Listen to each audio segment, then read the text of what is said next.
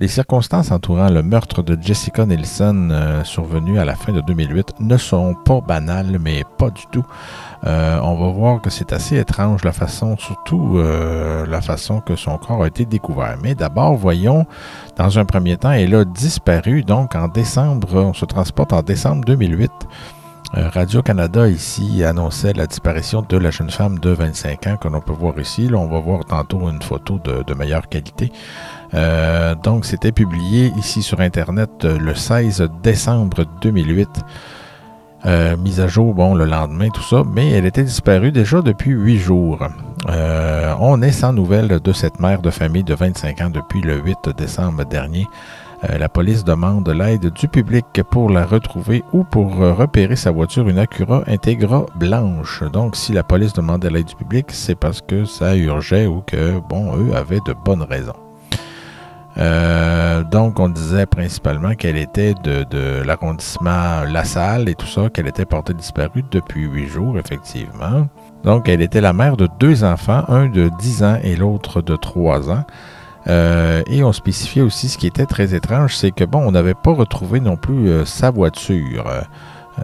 C'était une disparition plutôt complète.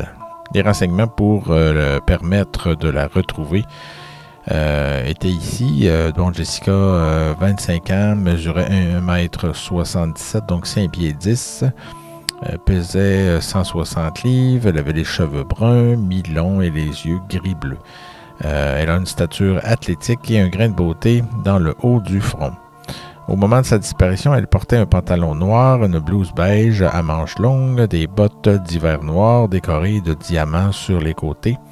Bon, et bref, blablabla, et on décrivait son Acura, sa voiture, une Acura Integra 1994 blanche, numéro de plaque, voilà ici. Et on voyait même une photo de la fameuse Acura blanche. Ça, évidemment, c'était la disparition. C'est l'article que j'ai trouvé sur sa disparition. Je pense que c'est le seul. Donc, voilà, on en a parlé, en tout cas, probablement à la télé. Ensuite, on se transporte au 27 mars 2009, donc 3 mois plus tard. On a retrouvé, on reconnaît ici l'Acura blanche, donc on a retrouvé Jessica Nielsen dans sa voiture. C'est vraiment étrange parce qu'elle aurait probablement passé peut-être tout son temps là depuis sa disparition, puis elle n'avait pas été remarquée plus tôt. Et on va voir ensemble l'article qui détaillait cette trouvaille, cette triste trouvaille-là. Donc, c'était publié par Hugo Meunier le 27 mars 2009. Le corps de Jessica Nielsen, une jeune femme qui s'était mystérieusement volatilisée en décembre dernier, a été retrouvé sans vie hier matin à l'intérieur de sa voiture. Là, c'est sûr que c'est vague au début. Là, on sait, puisqu'on en parle, que c'est un homicide, mais au début, c'était pas clair. Ça pouvait s'agir d'un suicide ou d'à peu près n'importe quoi, mais bon, on va voir assez vite que ce n'est pas le cas du tout. Ce qui est important de retenir, c'est qu'on revient sur certains faits lors de sa disparition parce que, bon, les événements ayant précédé la disparition dans les heures qui précèdent sont les plus importants si on veut avoir une orientation pour l'enquête ou avoir une idée de ce qui s'est passé. Donc, elle avait quitté sa résidence de l'arrondissement La Salle au volant de son Acura blanche pour aller boire un verre avec des amis. Et ensuite, elle n'a jamais été retrouvée. On disait d'elle ensuite qu'elle était une jeune mère de famille sans histoire, qui avait une fillette de 3 ans et demi, vivait avec son conjoint et le fils de ce dernier, âgé d'une dizaine d'années. Donc, déjà une précision par rapport au précédent article. Donc, le fils qui est un petit peu plus âgé n'était pas le sien de façon biologique, si on veut. Et on apprenait également qu'elle travaillait avec son père pour une compagnie d'assurance. Bon, ici aussi, on peut lire que les parents de Jessica avaient mené des recherches et placardé des affiches aux 4 coins de la ville dans l'espoir de la retrouver. Et c'est finalement dans une ruelle entre les rues Workman et Notre-Dame qu'elle a été retrouvée vers 9h20 hier matin. Donc hier, on se transporte au 26 mars. Alors, ici, les détails qu'on peut avoir sur le lieu même de la découverte, c'est que la voiture s'y trouvait apparemment depuis plusieurs mois et possiblement le corps aussi. Donc, ça faisait longtemps qu'elle était là. Selon des voisins, la neige aurait pu dissimuler la voiture durant l'hiver. Mais ça fait rien, c'est quand même curieux qu'un corps puisse rester aussi longtemps. C'est un employé de la construction, Alexandre Fournier, qui a fait la macabre découverte hier en matinée. Celui-ci dit que, bon, j'ai remarqué la voiture hier, jeudi. Je pensais que quelqu'un dormait à l'intérieur. Je voyais seulement un bras. Ce matin, j'ai constaté que le bras n'avait pas bougé, a raconté hier le jeune homme de 22 ans. Donc, oui, effectivement, c'est une découverte qui doit marquer pour la vie, ça. Et même ici, il y en a d'autres qui ont remarqué que le véhicule était là depuis des semaines, mais sans jamais imaginer que quelqu'un était à l'intérieur. Donc, c'est un peu le fameux véhicule qu'on voit de temps en temps, des fois dans des ruelles, des véhicules abandonnés, mais bon, qu'on pense vide et tout ça. Ça fait partie parfois du décor, c'est malheureux. Là, après coup, on sait sûr que c'est facile de dire comment ça se fait que personne n'a rien vu, mais bon, je ne vais pas excuser personne, mais c'est le genre de choses qui, malheureusement, en pleine ville, c'est ça qui est triste, c'est qu'en pleine ville, elle a pu rester ainsi assez longtemps sans être vue. Mon Dieu, c'est la solitude même au sein de la foule, là. Et finalement, bon, ici, on voit une photo d'un peu meilleure qualité de Jessica qui est décédée. On va voir maintenant l'enquête de coroner. Donc, l'enquête de coroner sur le décès de Jessica Nelson est ici. Donc, on voit même sa date de naissance, née en 1983. Mon Dieu, c'est jeune. Décès présumé. Lieu du décès présumé, excusez-moi. On présume que le décès s'est produit dans la ruelle Workman à Saint-Henri, dans le quartier à Montréal, parce que, bon, j'imagine que les informations que le coroner détenait permettaient pas de penser que ça aurait pu être ailleurs. Bon, voilà, c'est quand même curieux, mais elle serait décédée là peut-être depuis le premier jour de sa disparition, si on ne le sait pas. La date du décès, évidemment, c'est présumé le 8 décembre, donc le jour même de sa disparition. Puis l'heure, évidemment, c'est indéterminé. Là, c'est rendu là, c'est impossible de déterminer l'heure exacte et encore moins les minutes. Cause probable du décès, c'est simplement écrit asphyxie. Donc, c'est assez vague. Identification, la victime a été identifiée à l'aide de ses chartes dentaires. Antécédents médicaux, bah ça, c'est pas important, comme le dit, les antécédents médicaux n'ont aucun lien avec l'enquête du meurtre. L'autopsie maintenant. La docteure Caroline Tanguay, pathologiste judiciaire au laboratoire des sciences judiciaires et de médecine légale de Montréal, laissez-moi prendre mon souffle, a procédé et rue Partenay à l'autopsie de la défunte. Les constatations ont permis de confirmer que le décès était dû à l'intervention d'une tierce personne. Ben, c'est une belle façon de dire que c'est un homicide. Toxicologie, ben, ils n'ont rien remarqué, évidemment, peut-être à cause du délai, là, 3 mois après, c'est difficile de relever des traces de quoi que ce soit dans le sang. Et bon, on va quand même s'attarder ici à ce paragraphe-là, parce que comment je dirais ça, vu que ça vient du coroner, c'est plus officiel, les détails qui sont dans ça. Donc, le 8 décembre 2008, Madame quitte son domicile pour aller rencontrer des amis. Je tiens juste à souligner ici qu'on précise qu'elle quitte son domicile pour aller voir des amis.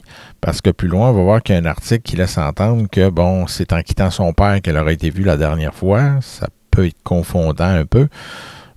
Mais ici, la version officielle, bon, c'est qu'elle a quitté son domicile de La Salle. Sans nouvelles depuis, son corps est finalement retrouvé le 27 mars 2009 à la Fonte des Neiges dans la voiture de son conjoint stationné dans une ruelle du quartier Saint-Henri. Donc, autre précision importante, la voiture appartient à son conjoint. Apparemment, la voiture était à cet endroit depuis plusieurs semaines. Les circonstances de ce décès font l'objet d'une enquête par la section des crimes majeurs du service de police de la Ville de Montréal et seront éventuellement expliquées devant un tribunal. Conclusion, homicide, tout simplement. Et voilà. Donc, il n'y a pas beaucoup de détails dans ça. Il y en a beaucoup qui sont déçus, des enquêtes de coroner, des fois parce que ça ne contient pas beaucoup, mais ce que ça contient, c'est important. Donc, comme je vous disais, 2 détails, la voiture qui appartient à son conjoint et le fait qu'elle quittait son domicile pour aller boire un verre avec des amis. En tout cas, ici, qu'elle quitte son domicile pour aller rencontrer des amis. Ça, c'est version officielle, comme on dit. Donc ensuite, on se transporte au 30 décembre 2009, donc à la fin de l'année. La presse revenait sur le cas ici de Jessica, parce que ça n'avait toujours pas été résolu après un an finalement. Bon, ici, c'est que on revenait sur 3 cas principalement. Vous vous souviendrez peut-être de Natacha Cournoyer, cette agente de communication des services correctionnels du Canada de 37 ans qui avait été assassinée dans le fond d'un restaurant, le fond d'un stationnement, pardon, excusez-moi l'erreur. Et un mois jour pour jour après la découverte du corps, Claude Larouche, un menuisier de 48 ans, a été trahi par un échantillon d'ADN. Lui avait été accusé du meurtre prémédité de Natacha. C'est donc, c'est dans cet article-là, c'est qu'un clin d'œil à un autre crime sordide, mais qu'on revenait ici maintenant sur celui de Jessica. En mars, les policiers ont trouvé le corps de Jessica Nielsen, une jeune mère de famille de 25 ans portée disparue depuis le mois de décembre 2008. Sa dépouille avait passé plusieurs mois à l'intérieur de sa voiture. Comme je le disais, sa voiture, c'est pas sa voiture, mais celle de son conjoint. Garée dans une ruelle du quartier Saint-Henri et ensevelie sous la neige. Le soir de sa disparition, la victime avait quitté sa résidence de l'arrondissement de La Salle au volant de son Acura blanche pour aller boire un verre avec des amis. Personne n'a été arrêté dans ce dossier. Mais au moins, voyez-vous, on fait l'erreur peut-être ici là, que c'est pas sa voiture. Mais par contre, on dit qu'elle quittait bien sa résidence de l'arrondissement La Salle. Ensuite, on va se transporter au Journal de Montréal disponible en ligne le 26 mars 2011. Donc, 2 ans après la découverte, on revenait sur l'affaire, encore une fois, de Jessica Nielsen, 25 ans. Donc, on apprend d'autres détails ici, c'est que le corps était 2 ans plus tard. Bon, bref, le corps à demi dénudé de Jessica Nielsen était découvert dans sa voiture, enseveli sous la neige depuis 3 mois au fond d'une ruelle. Le coupable est toujours dans la nature. Encore une fois, je fais remarquer, erreur, sa voiture. Le 8 décembre 2008, c'était un jour d'élection. C'est pour ceux et celles qui s'en rappelaient pas, et oui, il y avait Mario Dumont, Pauline Marois et Jean Charest qui s'affrontaient cette journée-là. Donc, c'était une journée d'élection. Est-ce que ça a rapport? Non, mais ça vient quand même mettre un peu de piquant ou de plus de détails dans le contexte, si on veut. Ça améliore le contexte, en quelque sorte. Donc, Jessica a dit au revoir à son père qui travaillait au même étage qu'elle à Place Alexis-Nihon. Il était 16 heures. Son père lui a dit « N'oublie pas d'aller voter », puis ce dernier ne l'a plus jamais revu. Alors là, ça vient mêler les cartes un peu. Est-ce que, elle a disparu après avoir vu son père à Place Alexis-Nihon ou en quittant chez elle l'arrondissement, comme le coroner l'a souligné. Donc, qu'est-ce que ça vient faire, cette information-là? Est-ce que déjà, après 2 ans, les cartes commencent à se brouiller et que le téléphone arabe fait son œuvre, parce que des fois, il y a des informations qui se transforment avec le temps et on ne sait pas toujours trop pourquoi. Alors voilà, c'est une information quand même étrange, là. Et je veux dire étrange sans nécessairement tomber dans l'absurde ou quoi que ce soit, mais ça laisse entendre qu'elle a disparu après avoir vu son père. Donc, elle n'est jamais rentrée chez elle, mais alors que le coroner dit bien qu'elle quittait chez elle. Donc, elle aurait eu le temps. C'est sûr que le rapport de coroner n'est pas très, très détaillé non plus. Ça ne dit pas si, après son travail, elle a eu le temps de revenir à la maison.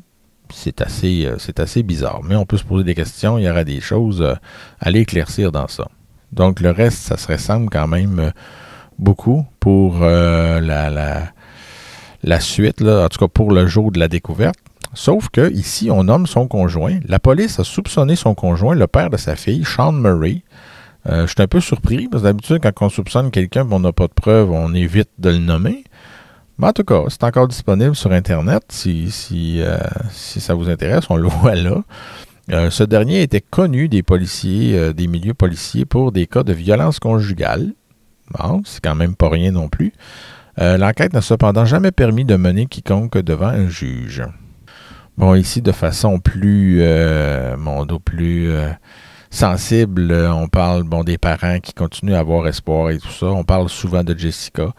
Ça, c'est les paroles des parents de la disparue, malheureusement. C'est sûr que ça a toujours... on en parle souvent, on n'en parle pas, ça dépend des cas, mais ça laisse toujours des victimes collatérales aussi. C'est pas évident. On parle toujours de la victime. Le mot a été créé pour la personne qui décède, mais ça touche aussi un entourage assez large. Bon, ici, on voit même que le père appelle régulièrement la police pour connaître les derniers développements de l'enquête. Donc, plusieurs parents aussi font ça. Chaque fois, on lui répond que les informations ne permettent pas, pour l'instant, de faire avancer les choses.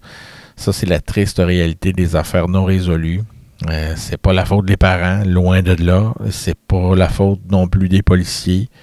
Ça peut arriver là, qu'il peut y avoir de l'incompétence, là, mais je veux dire, c'est pas la faute des policiers s'il manque de preuves. On peut pas les inventer parce que si on les invente, on se fait taper ses doigts ou on force les choses. Quand on force les choses, ben si vous n'avez pas vu ma capsule sur Cédrica Provencher, allez la voir. Ça peut avoir des conséquences assez néfastes, assez tristes. Donc, les preuves, ben si on n'a pas les preuves, on ne peut pas les forcer, on ne peut pas inventer de l'ADN, puis bref, condamner n'importe qui non plus. Là, ce serait de l'injustice. Fait que la police fait ce qu'elle peut, mais il y a des cas comme ça que si on n'a pas d'éléments assez solides, ben on ne peut pas avoir d'accusation de déposer. Bon, ensuite, on se transporte. J'ai trouvé un article de CBC en anglais. Une autre belle photo de Jessica ici. On parle surtout des parents, que les parents continuent d'espérer.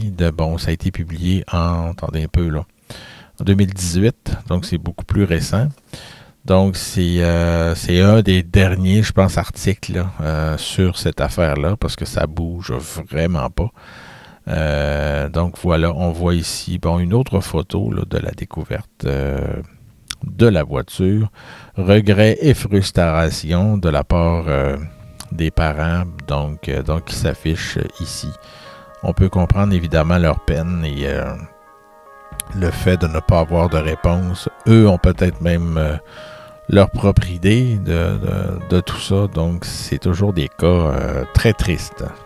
Et je voulais finir avec, on a vu l'autre fois avec Mélissa Lambert, qui est là sa fiche de dossiers non résolus sur le site de la Sûreté du Québec. Donc, je voulais finir par ça aussi avec Jessica Nielsen pour voir c'est quoi les informations que la Sûreté du Québec annonçait, parce que ça nous a quand même aidé avec Mélissa Lambert la dernière fois, pour souligner justement que son conjoint Guy Dupont avait été retrouvé mort en 2015 et que, là, ça impliquait probablement la présence d'un tueur à gages, de quelque chose comme ça, d'une tierce personne. Mais allez voir la liste, ici, des cas non résolus. Et je vous souhaite bonne chance pour trouver le nom de Jessica Nielsen. Il n'est pas là. C'est vraiment regrettable parce que c'est clair que c'est un dossier d'homicide qui n'est pas résolu. Alors voilà, je vous laisse sur cette note. Et si toutefois, vous possédez de l'information, la fameuse phrase, je ne pensais pas dire ça un jour, mais on ne sait jamais. Si vous avez des informations, contactez les milieux policiers et pas moi, là. Laissez pas de commentaires dans ce cas-là. À la suite de mes vidéos, contactez les corps policiers concernés. Merci beaucoup. Au revoir.